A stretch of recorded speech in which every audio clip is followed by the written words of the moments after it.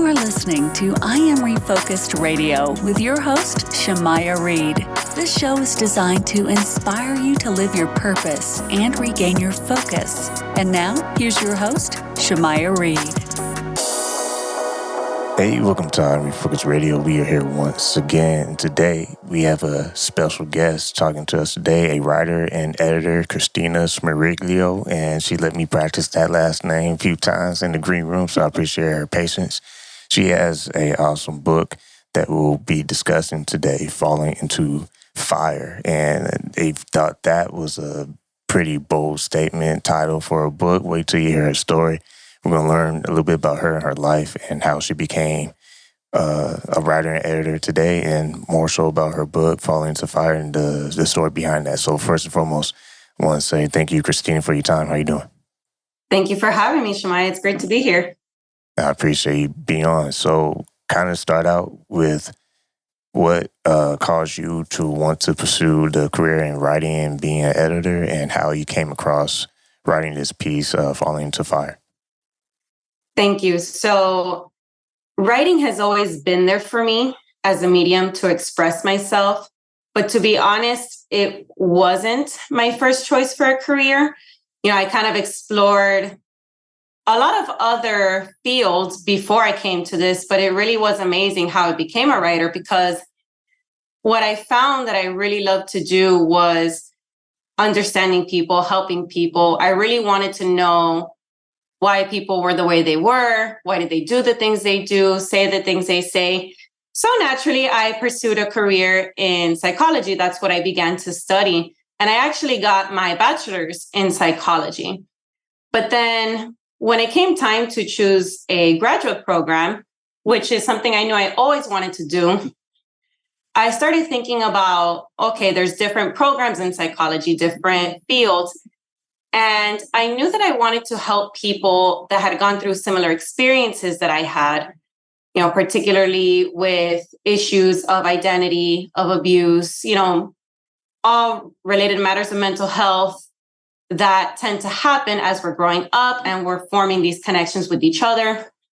But when it came time to choose a program, I couldn't find one that I liked. And honestly, I did some soul searching. And at that very moment, it was difficult for me to think about sitting in an office and hearing other people's stories all day long. And I realized if I couldn't be able to do that, that I had a lot of healing still left to do. So, but I still wanted to help people, even regardless of where I was at. So like I said, I did some soul searching, and I thought about how writing used to be a medium for me growing up. And it was a way for me to express my feelings and process what I was going through. So I ended up pursuing a master's in writing. And in that program, when I was writing my master's thesis, even before that, in my fiction writing workshop, this story, the story that later became Falling into Fire, started to form. And I truly believe it started to form because there was a huge part of me that, like I said, wanted to firmly heal and heal in a way that would allow me to help others, right? So I turned it into my master's thesis, and eventually it turned into Falling into Fire. And what I love about this piece was that it really was a way for me to merge my interest in psychology with my love for writing. And it was a way for me to truly overcome some really hardcore experiences in life and present them in a way so that others may read it and heal and go on their own journeys. So that's kind of how I became to be a writer.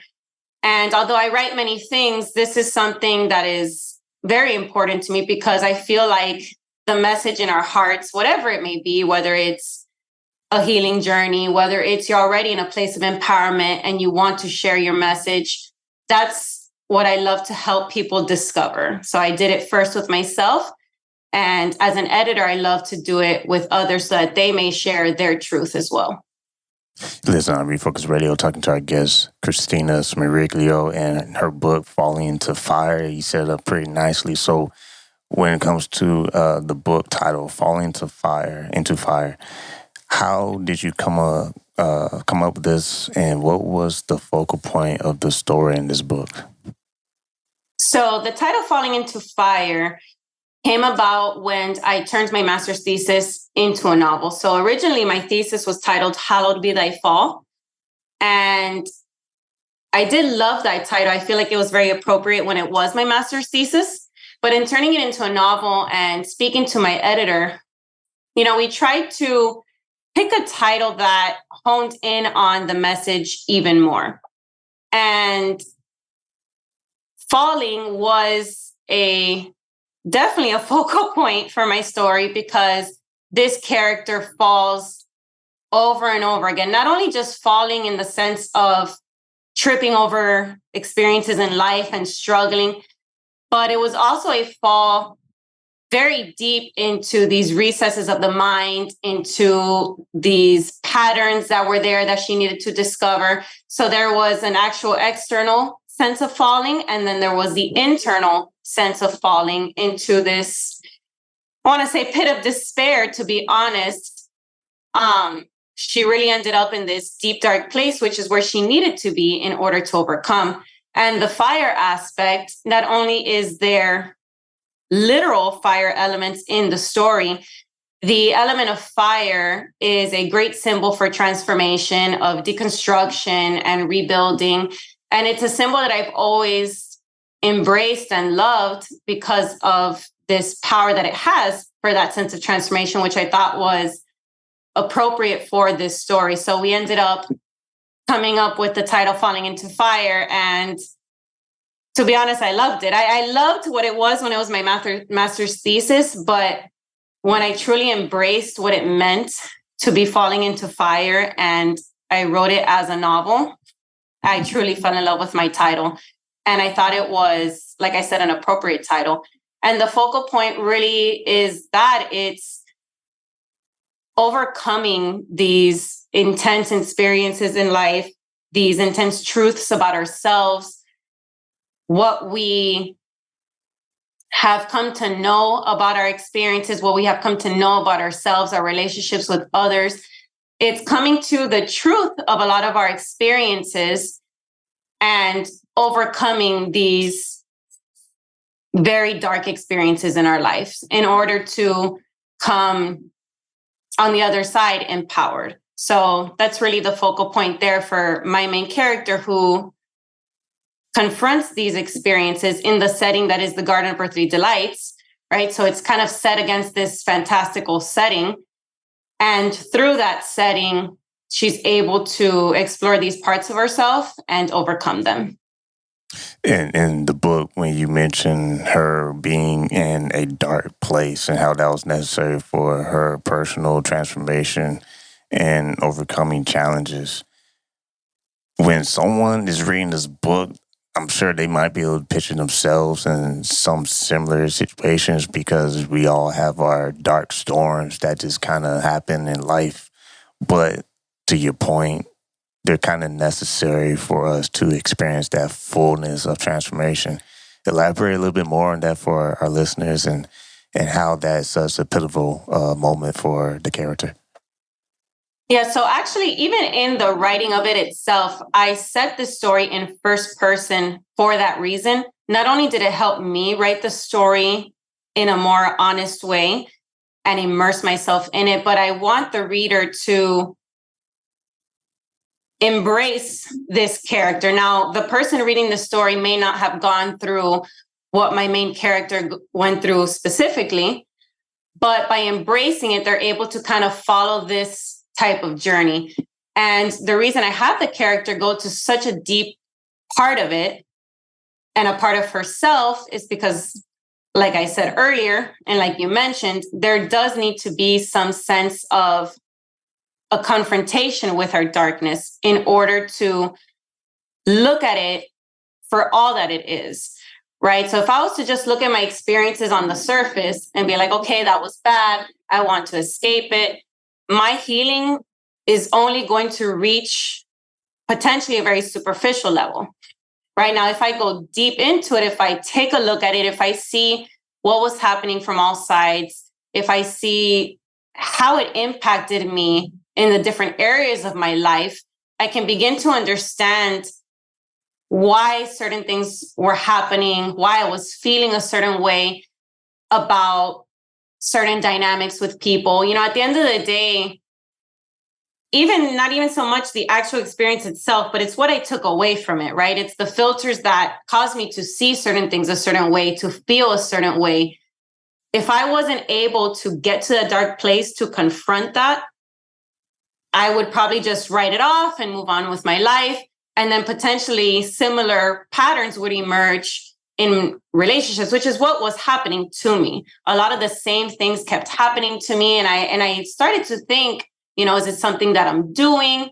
Is it something that I'm saying? People would give their advice, but at the end of the day, it wasn't about that. I had to just go to those moments, go to how I was feeling about it, and just cater to myself, nurture myself, and just sit with that pain for a while, have a conversation with it.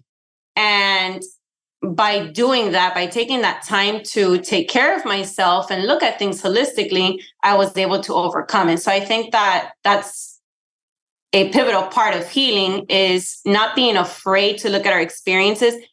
As much as they hurt us, I feel like it is important to take a look at those experiences. Yes, we have to be mindful and have compassion with ourselves if it's a little difficult to do that. And that's something that happened to me. I was writing this story. Some scenes and some topics were very difficult for me to write about because I was still being hurt by them. But that was all the more opportunity for me to take a look at them so then I can translate it into the story. So I feel like it's a great opportunity for us to get to know ourselves and overcome anything that may be holding us back. So in this book, for our audience to get a great picture of what this book is all about, is a story about finding love and how difficult it was to attain, the pitfalls and the horrors of breakups, loneliness, and the doubts of self-worth, et cetera, et cetera. So when you're writing this based on true life experiences as a young woman.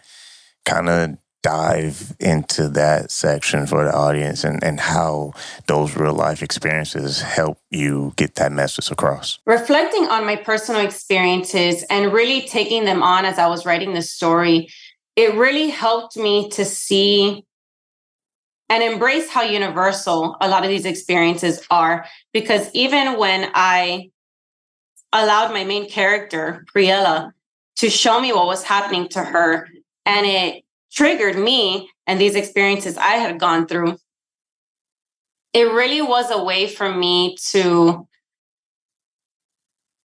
allow the audience to feel like they're not alone. You know, if I didn't talk about my personal experiences, I wouldn't have been able to go as deep into the story as I did. I wanted to be vulnerable. I wanted to air out my dirty laundry, so to speak, in a way that allowed the reader to know that anything can happen. Even though this was a fantasy story, it does mirror my life. And I did that intentionally because I wanted others who had gone through similar experiences or who knew people had gone through similar experiences be able to find that healing for themselves. And I knew that that needed to happen and could only happen if I channeled my very personal experiences. And people can get this book on Amazon, anywhere they can find a book, Fall Into Fire. We're talking to Kristina Smeriglio and all about her book, Fall Into Fire. This is important because so many people, I just talked to a guest earlier today about sometimes you just really got to zone in. Where are you at? You know, like, what are you feeling? What are you going through? And acknowledge that, because sometimes we try to perform for other people. In other words, like, we want to please other people and put this mask on what they approve. And we don't want to really show who we are because we're afraid of being rejected or we're afraid of not being listened to. So when you wrote this book, it's part of you making sure that mask is not on. You're giving your authentic self for people to really feel what you felt in those true life events. Absolutely. And I appreciate you bringing that up. because that was part of my task. It was really allowing myself to be that vulnerable. And even though I knew that the people around me, should they read this book, I knew they were going to be able to put two and two together. They were going to understand what it was that I was talking about. Even if this is a fantasy story, like I said, since these thoughts mirror my own, these experiences are reflective of what I went through, people were going to put them together. They were going to have certain beliefs about me. And to be honest, I thought about it. I'm like, you know what? These experiences happened to me. Who cares what anybody knows? In fact, had they known sooner, maybe things could have been different. And even though I am no longer so hurt by the way things happen for me, I found this medium and I feel like it can help others. Other people, nobody should hide what they are going through. If they are going through something, they should be able to open up about it. They should be able to be vulnerable about it. And the only way to do that is if you remove the mask. So I feel like I had to do this. And to be honest, it doesn't even matter what anybody thinks about me, because these experiences were real. They happened to me, regardless of the fantasy. I stated there in the introduction, like, this is my story and I'm sharing with it now. At the end of the day, everybody's, as a writer, it's a piece of them in that book, no matter how it takes form. And with this story in particular, I had to take off the mask in order to show this side of myself and my experience. And again, the only way I was able to truly heal was removing that mask. So I feel that anybody that goes through a similar journey, whether or not they share it in a public forum, like I did here in writing a book, they do need to take off that mask. And it's a very essential part of healing, is taking a real honest look at themselves. Once again, listen on Refocus Radio, talking to our guest today, Kristina Smeriglio. And you, as a writer and an editor, you also have a pretty cool blog that people can check out. I mean, we're talking about being vulnerable. We're talking about being yourself. And we live in a world where a lot of people feel like they have to have a filter for selfies and just have this mask. And I have to act a certain way with this crowd and with that crowd to not offend people or to not feel like I'm appreciated for my uniqueness. When you write these blogs and you are a writer yourself, and as a creative doing that, why is it so important for you and for others who might be listening to this to share their gifts and talents and put themselves out there and not be afraid about how people will receive it? I feel like we are here to share the truth of who we are, regardless of how people receive it. Everybody is born with individual qualities. And I feel like when we hide those qualities, we are doing a huge disservice to who we are. And as someone who hid for a very long time, it's interesting because I've always been an advocate for truth. I always needed to be honest and I wanted to share myself. For a long time, when these experiences were happening to me, I was so rejected or told, oh, your life isn't bad. And I was silenced so much that I began to hide. And having seen the wounds that built because of it, I now know more than ever how important it is to be open about whatever's going on with us. And at the end of the day, the only way we can help each other is by being open and being honest. Just creating this filter, to me, doesn't allow for the true value of who you are to come through. If me as a writer, if I pursue another profession that has nothing to do with my talents, I'm now hurting myself and I'm also hurting the person who has the talent, right? I feel like we all need to be honest with ourselves with the talents we have been given and what we are called to pursue, because that's how we're really going to find, meaning and fulfillment in this life. And at the end of the day, like, if we're not being true to who we are, like, what are we doing? So I feel like in the blogs that I write, even just exploring any kind of thoughts I may have, which is what my blog tends to be, it's the stream of consciousness about certain topics, very philosophical, very existential, and trying to understand certain experiences in life, much like my book. I feel like these are things that we should all be doing. This sense of having awareness of our life, having mindfulness in our experiences and being present is our way to have a full life, not just wandering aimlessly about in our day. In my story, I kind of talk about, very lightly, I touch upon feeling this sense of being lost, right? That's kind of like where I'm at. I feel lost. I don't know what to do. And you can see my character's aimless wanderings, right? Like she has no direction in her life. And it has a huge part to do with not having a clear picture as to who she is and what her experiences have been.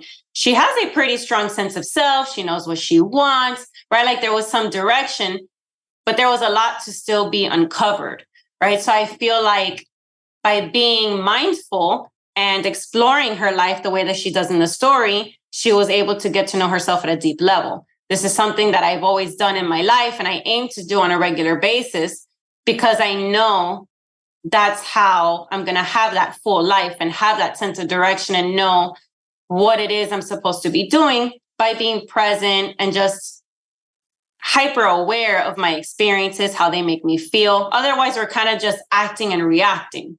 And to me, I have always made it a point to understand my reactions, whether they are positive, negative, however we identify it, just being mindful of those characteristics as to who I am. And if it's something that's getting in the way of being successful, I confront it, right? Like I did in that book. So my blog is very similar. Obviously, it's coming from me directly, right? Like the fantasy fiction story, I sort of take on this avatar that is my protagonist, Priella.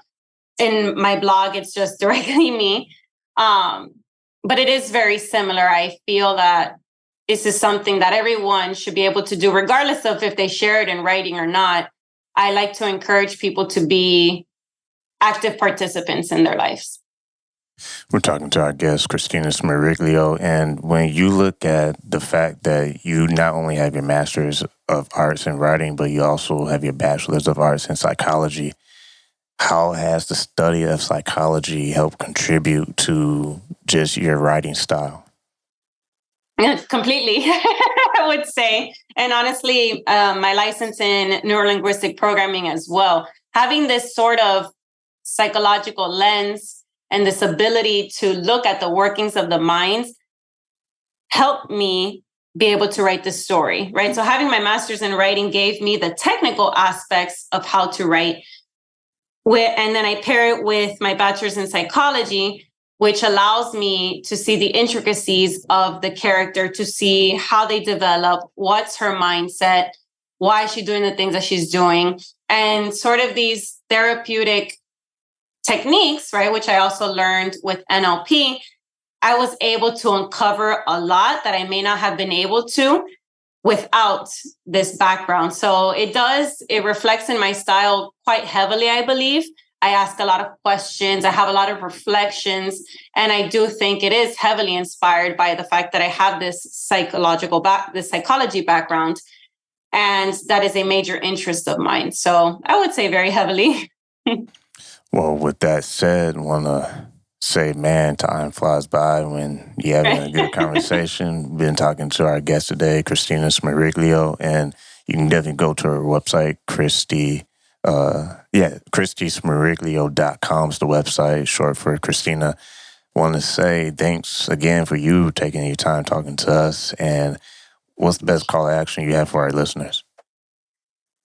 The best call of action, honestly, I would say whatever's inside of you, share it. I want people to be everything that they are and to share the truth of who they are. And if you ever need help sharing what's inside of you, I'm here for you. As someone who has done it themselves and been a product of that transformation, I'm always going to suggest that other people take the chance on themselves, get to know themselves, and allow the truth of who they are to shine bright. Well, once again, you go visit her website. It's KristiSmeriglio.com. And man, want to say thanks for taking time talking to us, and keep doing what you do. Thank you so much, Shamaya. I really appreciate it.